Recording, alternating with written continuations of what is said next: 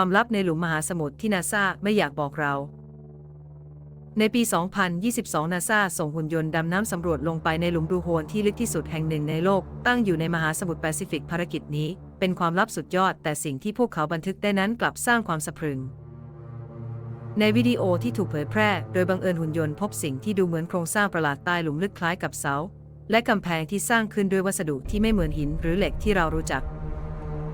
ขณะที่หุ่นยนต์ดำน้ำลึกลงไปเสียงประหลาดเริ่มดังขึ้นเสียงนั้นเหมือนคำเตือนที่ไม่มีใครสามารถแปลได้ก่อนที่ภาพจากกล้องจะขาดหายและสัญญาณทั้งหมดจากหุ่นยนต์ก็หยุดลง